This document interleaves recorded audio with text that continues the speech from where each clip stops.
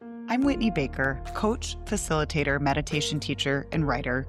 Electric Ideas is for women, especially mothers, who are done disappearing inside their responsibilities. If you're holding everything together but running on empty or feeling disconnected from your needs and desires, this is a place to come back to yourself. If you're ready to feel alive again in the messy middle of real life, you're in the right place. Let's spark something.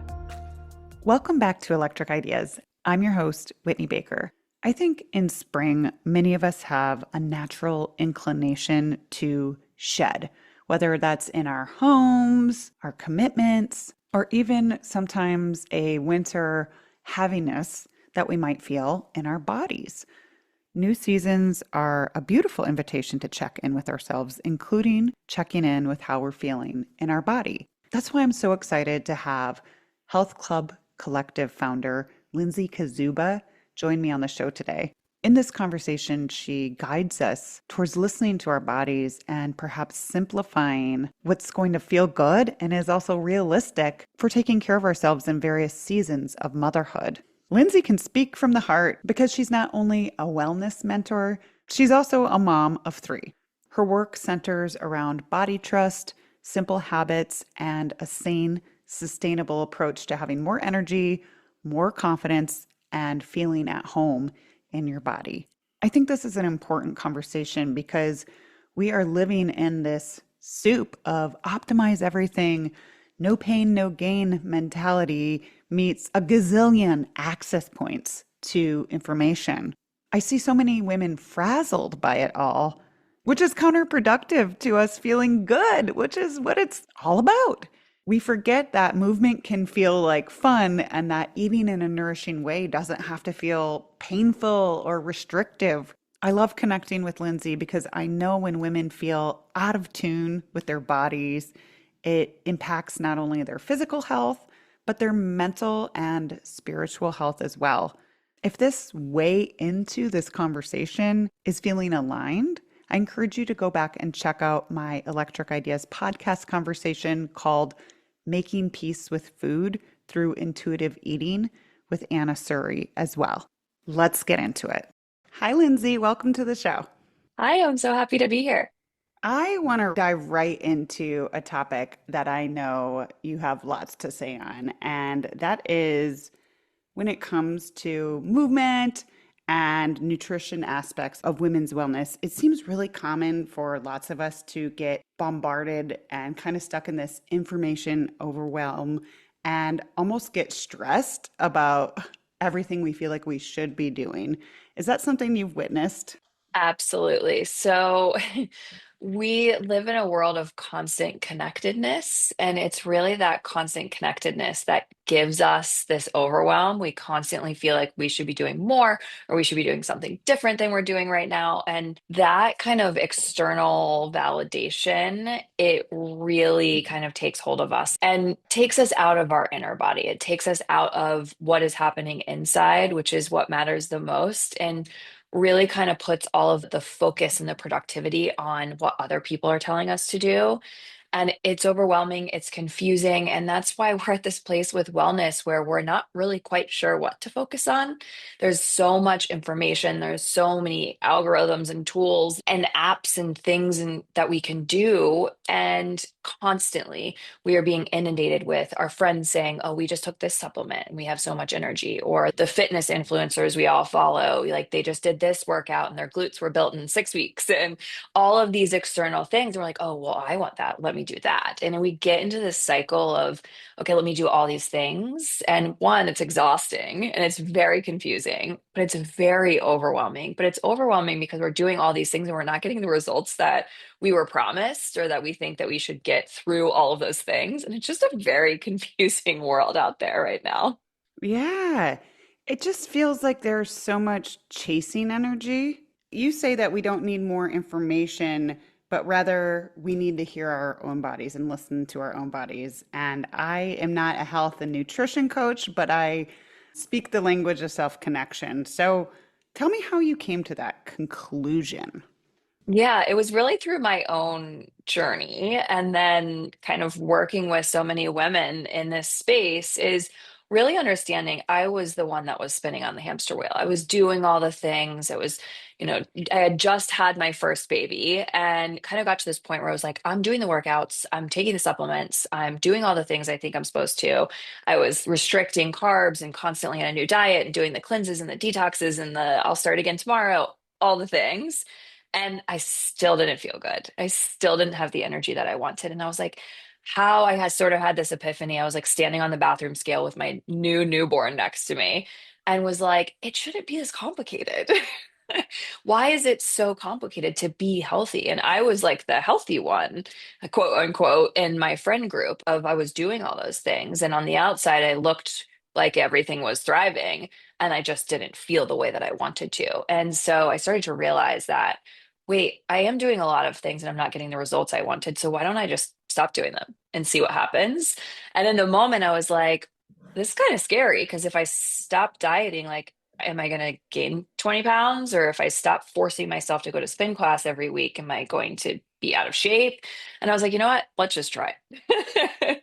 So I cold turkey stopped doing the spin classes that I hated. I was forcing myself to go to spin classes multiple times a week and hated them because I hated the whole leaderboard strategy and like trying to like PR every time. And I just didn't like that. And it stopped feeling good. And so I was like, all right, I'm going to stop. I'm going to stop taking those 20 supplements I'm taking and see if I actually feel a difference. And the funny thing was, I didn't. I stopped taking all the supplements I was taking and I felt zero difference. And it's been quite the journey with the supplements, but I stopped doing it all. And I started just saying, like, our bodies are really intelligent. Our bodies are so smart and they know what they need, but I keep giving it all these other things. And so I was like, let me just scale it back to really try to focus on what my body needs in the moment. And through that journey of my own is really how I came to this conclusion of, oh, our bodies already know what we need. We just need to silence all of the outside external news and focus on what feedback that our bodies are giving us. And I started to realize that we are getting feedback from our bodies all day long, all day, every day. That headache that you got after you ate too much ice cream, feedback. Like the bloat and the gas after you ate a big meal, feedback. The fatigue, feedback. And so I started to realize that, oh, how I'm feeling is directly correlated to what I'm doing.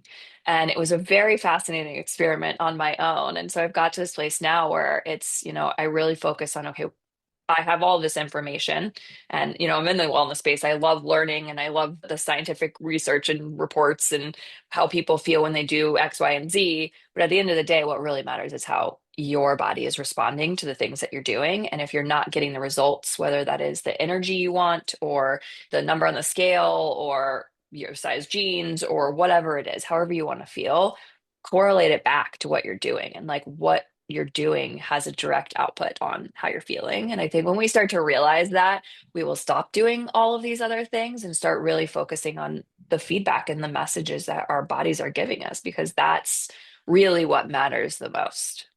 That's powerful. I'm sure that you have so many insights just because you've traversed this in a very meaningful way yourself. For me, it's like I want women, especially busy moms who are already making so many decisions, to just not have to spend so much mental energy Yeah. searching and thinking that they need more. On my own journey, I feel like half of it is what I'm not doing, and also getting to these places where I'm just at peace with the routine I have. I think that as women, sometimes we have to recognize our capacity. Mhm. And I think people get overwhelmed and they almost just don't do anything consistently because they're just sporadic and Right. do you see that? That's a great way. It's a really great way of putting it. I think the sporadicness of it is exhausting, and that in and of itself is very overwhelming. Yeah. But we don't give things a proper shot. But oftentimes we're not doing the things that our bodies actually need. We're doing them because that's the thing that our friend told us, or Mm, maybe it was even your doctor told you to do. But like they're not inside your body. They can give you, hey, based off your blood work, these are the things that we need to work on. But how you do those things depends on how your body's giving you feedback. And hmm so it's really, I had this client that I was working with recently, and she's postmenopausal, wanted to lower her cholesterol without medication. And her doctor was like, it's getting up there. Like, we need to get on medication. She was like, give me 6 months. Came to me, and I was like, all right, this is what we're going to do. We're going to just adjust a couple of things. And Otherwise, she was relatively very healthy, but she did not want to go on medication. And after 6 months of working together, she dropped her cholesterol 55 points, which is significant without medication. And her doctor was like, keep doing whatever you're doing. This is great. And so it's just like sometimes it's not these massive overhauls, but we think we have to overhaul our whole life. Sometimes it's just like one thing needs to change, and we need to stick with that one thing for long enough to see it through and to see the result. Now, it's different if we're sticking with this thing because we think that's the healthy thing to do. And we're sticking with it because we're like, oh, well, I want to lose 3 pounds. Let me just, cut carbs for 3 months and see if that sticks. That's different because one, that's not sustainable. And two, that's probably not what your body's actually saying that it needs. So it's really like bring it back to, I tell all my clients, stop asking, is this healthy? And start asking, like, is this supportive for me? Is this supportive of where I want to go and how I want to feel? Those are two entirely different questions. And when you kind of shift the reframe around it, it can really change how you show up for yourself, whether that is how you eat or how you move or how you think, how you treat your kids, how you treat yourself. Like, where on the list are you? Where are you prioritizing yourself? It can really change how you look at your life and how you look at your priorities, especially with wellness. I just want to reflect that back to you. Just that simple question of how is this going to make me feel? It's just so much more empowering than the way women talk to themselves sometimes of I shouldn't be doing this or like no. I just wanted to say that again because I think it's really important and when you think about it that just helps you make a choice like that helps you have that energy and that light that I know we all want to share. Exactly, exactly. It's so important. I think it's so important. I think really tapping into the feeling underneath your goal. So many women that come to me want to lose weight or they want more energy. But I always say, like, okay, we want this goal, especially weight loss, is like an external goal. What is the feeling you're looking for underneath it? Because that's got to be the driver. If weight loss is the driver, you're going to fail because it's not fun. It's not actually going to drive you. We've all been there. We've all done some sort of diet or cleanse or, whatever it is, and we haven't stuck with it because it just hasn't fit our real life or maybe our true needs or our true like goal with it. But what is the feeling? What is the feeling you want underneath it? What's the feeling you want underneath the weight loss? Do you want to feel more confident? Do you want to feel sexy? What is the feeling? And that should ultimately be the driver of the goals and the habits that you create because it's going to be a much more sustainable driver than I want to lose 5 pounds because we will Mm. all fail on that. And then we kind of get to this point where we feel like we're the problem when it's just the approach. It's not you. It's just the way that you've been going about it because that approach is not meant for you. Like we kind of tackle wellness as a one size fits all approach, and it's just not. And so when you kind of reflect that question of how I want to feel and relate the habits that you're doing to how you do feel, then you can start to connect the dots because they're all connected. They're all connected anyways. You just may not see the connection right now, but they are all connected.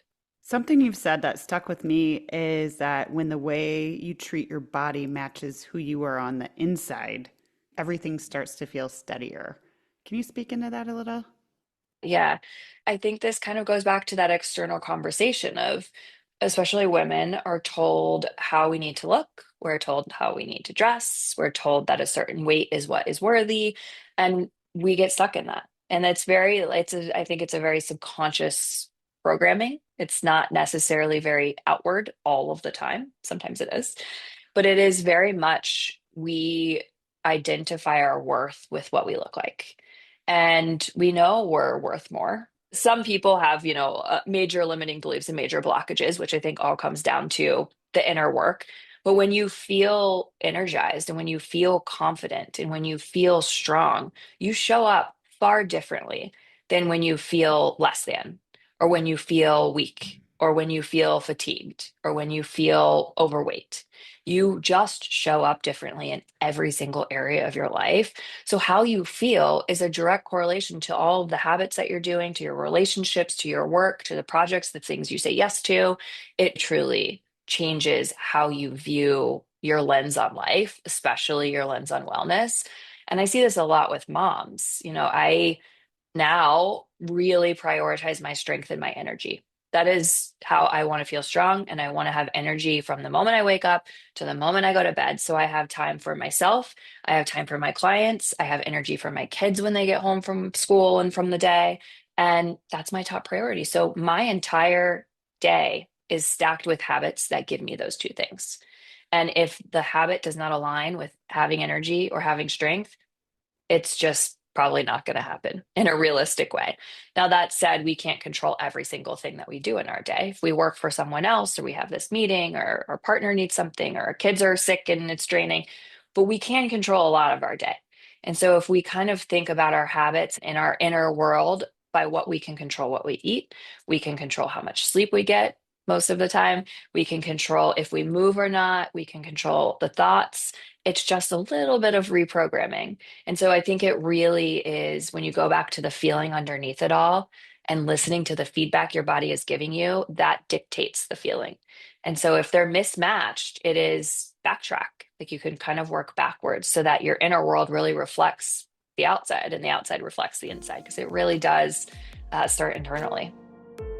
Hey, it's Whitney popping into this episode with a quick update for you. May is full for many women, especially moms, and I want you to know support is available. If you are a woman who is ready to feel lit up and alive in her own life and areas of contribution, here are some options for you. First, you can subscribe to the Electric Ideas podcast to make sure you get a pop of inspiration and grounding and goodness coming your way every Thursday, as well as connect with me on Instagram at @WhitneyWoman. You can sign up for my Soul Spark newsletter, a quick note from the heart that expands on themes discussed in each weekly podcast. Signing up for my newsletter also ensures that you are aware of fun opportunities in the Electric Ideas community. For example, I'm bringing back the free Summer Joy Challenge for moms. Information is coming soon, so hop on the mailing list so you don't miss out. Next, if you are high on desire for staying sane in May, but perhaps low on time, which I know many of us are, my 5 days to less stress, more satisfaction program is a self-guided online program. It's a mix of very intentionally and lovingly curated guided meditations with small, doable self-connection exercises. Next, I'm having so much fun exploring what I'm calling right now Electric Ideas at Work. If you work for a company or even have a women's group, a mom's group, a book club, a school club that knows magic happens when you trade out overwhelm and distraction for clarity and more meaningful connection, I love collaborating and creating curated talks and workshops that are available both in person and online. And finally, I am super passionate about doing one-on-one coaching with women. If you're ready to create sustainable, real rhythms for tending to yourself, talk to me. I'm here with my sleeves rolled up and my heart open, ready to support you. If you're ready to reclaim your spark or have any questions about the above, you can book a 15-minute, zero strings attached spark call with me via the link in the show notes, or you can also email me at whitney@myelectricideas.com. Okay, back to the show. So, having integrated this in your own life, what are some of the most important changes you've made in how you eat and how you move? So, with eating specifically, I live by, I've created this, it's a rule. I say don't follow rules. It's the one rule I tell people to do. It's called the simple plate rule.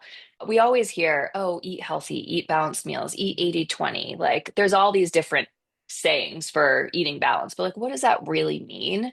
People are still like, I don't know, what is a whole food? Like, what should I have on my plate to make sure I'm full, but also being nourished? And so the simple plate rule makes it super, super easy to eat. This is how I eat every one of my personal meals. This is how I feed my family. This is how I make my kids' lunches. It is four things. If you include four things on a plate, you're getting a balanced, nutritious meal. It is a protein, a carb, a color, and a fat. And if you have those four things, those are generally going to be whole foods. They are going to keep you satisfied. They're going to keep you full. They're nutritious. And you can kind of play around with the quantities. People are always like, oh, what portion size should I have? I'm like, well, that depends on you. Like, how much do you need to be full? How much is your, oh, I'm too full? Like, what is that point for you? It's for you to figure out. How do you feel? So that is how I eat. That is one thing that truly has shifted because I've stopped asking, is this healthy? If you go to a restaurant and you're scanning the menu for the healthiest thing, you're like, I really want the pasta, but like I should have the salad because that's what's healthy. This sort of helps you with that reframe, the simple plate rule. Okay, what meal is going to fill me up that feels really good for me, that's going to hit the spot that I want to hit, that meets these requirements? Just makes it easier. And it's sort of like a little checklist without being like rigid and restrictive. So Yeah. that helps me tremendously. And then not asking, is this healthy? Like really asking, like, what does my body need right now? How do I want to feel after this meal? I want to feel full. I don't want to feel stuffed. I don't want to feel tired. I want to feel satisfied and nourished. So what are my options that are going to give me that feeling? So it's really like with eating, simple plate rule, hands down, makes it so easy. But with everything else, it's, does this feel supportive to me? Like, how is this making me feel right now? It's always connecting it back to the feeling. And I do that honestly all day, every day.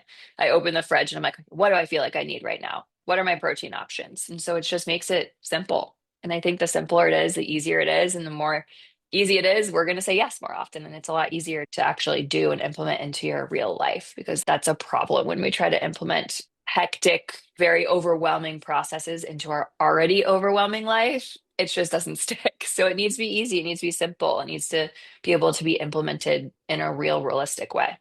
I like how you're thinking about it, and it's just so become how you are, but it's also about how am I nourishing myself? Okay, this is a simple checklist of, okay, making sure I have these things on my plate so I'm not in a meeting or at the park with my kids in a half an hour and starving. Right. And it's just a simple question, and it's not anything negative, and it's not about what I can't eat. And I think that's an invitation for a lot of women who have not, had that mindset switch of just looking at it through a like, oh, how can I really nourish myself right Right. now? Right. Well, wellness right now is overwhelming. Where every day it's something new. It's okay, you have to get 30 grams of protein at every meal. You have to get your ounces of water in your body weight. You have to get your fiber in. You have to make sure you're working out. Don't forget your cardio. Like there's so many things that we're told we need to do. And while, yes, all of those individually can be important, you have to find a way that one, they feel good in your life, but also that actually fit your real life. Because sure, 30 grams of protein in the morning is great. But if it doesn't fit your life and eating a certain way doesn't feel good for you, then pivot it. You know what I mean? Like this morning I had like 20 grams protein and I felt great. So it is not, it's about being less rigid and just understanding the things that you're doing and like what is the correlation to what you're doing and how you're feeling, because that is what we need to be paying attention to, not did we take the right supplement. You know what I mean? Like supplements should be supplementing, should be adding what is lost, not just like blanket supplement on top of, what we are unsure is working anyways. And so it's really, we can save a lot of money doing that too.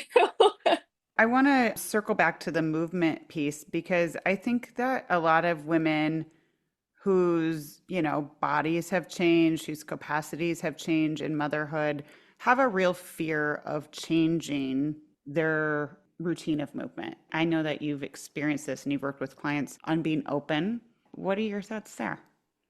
Yeah, I mean, my personal kind of flow of journey of movement was, I used to be the one where I was like, I got to go to spin class, I got to lift weights, I got to do all these things. I was working out like 6 days a week, maybe seven. I was forcing myself to do all these things. And yeah, I was in good shape, but I was exhausted and I hated it. And then I sort of got to this place where I was like, how would it feel to slow down? I was like, oh, I'm a very like auditory person. And I was like, ooh, it feels so good. Like it was like an exhale. And I was like, all right, let's try it. And now I'm so tapped in that I can just like make a sound. And I'm like, okay, that's a yes or a no for me. And so I think really tapping into that for you, like how does your body relax when you're like, I'm going to go to spin class? Or do you tighten up and you're like, God, I have to go to spin class? Like, what is your body saying in those moments? I think is a huge clue to what you should do. But then I slowed down and I started doing yoga and Pilates as my primary focus. And this is not to say that everyone has to do that, to like Mhm. listen to your body, but my body changed and it felt so much better. It felt a lot easier. I went from forcing myself to work out for an hour every day to doing maybe 20 minutes of yoga when I first got up every morning. And my body changed and it felt so much better. And it was just kind of a nice change of pace to slow down. And now I'm at this place where, okay, I'm getting back into strength training and that's feeling really good for me right now. But along the way, it was what would feel supportive, what would help me get stronger and feel really good in the process because we're not forcing ourselves to do anything that doesn't feel good over here anymore. So I think it's really listen to your body speaks. And if you can start to understand its language, it really truly can change everything for you from how you wake up in the morning to what you eat to how you move to your relationships.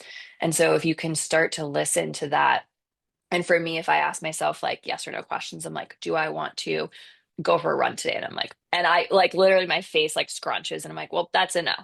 And it's not, I'm not trying to make facial expressions. I'm not trying to like sigh. It just happens. And that is my body speaking to me. And the same thing happens when you eat. All of a sudden, are you absolutely stuffed? Or, if I have too much sugar, I get super tired immediately after. But if I have just the right amount of sugar, I'm like, oh, I feel good. But that is all. I had the thing, I did the movement, I ate the food, I had thought the thought. How do I feel now? Starting to correlate it like that is, I think, the best way to connect the dots when you're not used to doing this practice of I did that thing. How is that feeling for me? I really appreciate and am aligned with your urge for women to listen and self connect. If you could just put a big mute button on the wellness industry right now, what messages or trends would you mute? Oh, that's a great question. A lot. I think I would just mute, I would probably mute social media. I think I would mute the idea that all the new research that comes out is what we need to be doing because there's always new research. And if you research anything, like if you research eggs, one research study is going to say they're great and one is going to say they're terrible. If you research meat, one research study is going to say it's great and one's going to say it's terrible. So I think just the idea that everything is going to work for everyone is what is exhausting. So I would just kind of mute the idea that just because it's this new piece of research doesn't mean it's right for you. And really tapping into that idea of we don't have to listen to everything that is happening in the world because there's a lot of things happening in the wellness world that we're told is what is going to move the needle for us or is going to be what's the next thing that really optimizes our health.